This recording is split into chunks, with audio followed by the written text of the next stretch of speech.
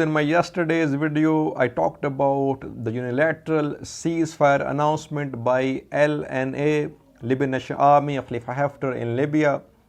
Response of GNA, Government of National Accord of Libyan Prime Minister Fayez al Sarraj, it was awaited. This response has come, viewers, now. Not surprisingly, GNA has outrightly rejected this unilateral ceasefire announcement by LNA.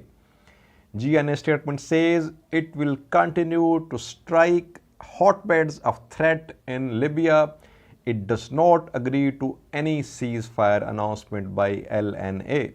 Viewers, this is the response. It was very much expected. As I discussed in my yesterday's video, GNA is gaining ground in Western Libya and they do not want to agree to a ceasefire at this moment.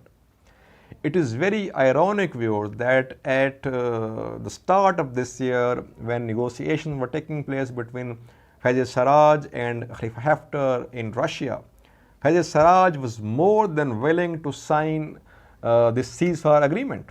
But LNA did not want ceasefire, and Khalifa Haftar, he left Russia, surprisingly, without an intimation, and Fayez al Sarraj kept waiting for Khalifa Haftar to come and sign, but Khalifa Haftar left. Now things have changed, viewers.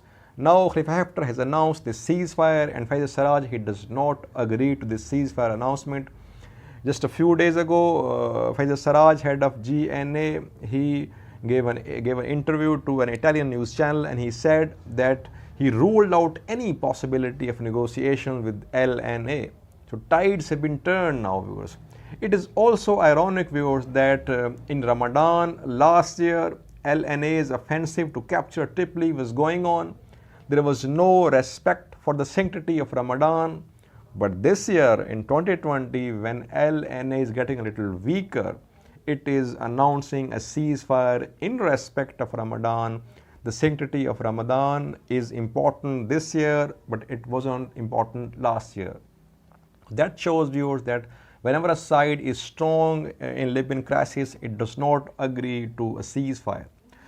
Secondly, viewers, GNA is suggesting that there must be a commission, a 10-member commission with 5 members from each of the two parties. This commission should decide the modalities of this ceasefire agreement. And this agreement, then, it should be protected by international guarantees and international control. So it shows, viewers, that GNA wants international players to be part of the final solution of Libyan crisis. Turkey has a huge sway over GNA, viewers. You know that Turkey actually saved the government of Fayez al Sarraj. And GNA wants international powers, especially Turkey, to be part of this ceasefire agreement. Turkey and Russia, they tried to broker a ceasefire a few months ago between GNA and LNA, but this ceasefire could not be implemented. In the coming days, in the coming months, viewers, I think the role of Russia and Turkey, it will be very important once again. These two countries might play a key role in deciding the future of the ceasefire in Libya. And GNA does not seem to be making any decision without its approval from Turkey. Turkey, Russia, though they are on opposing sides, but they do have good relations. In the coming days, we might see negotiations between GNA and LNA under the auspices of Turkey and Russia. Let's see what happens. Thanks for watching.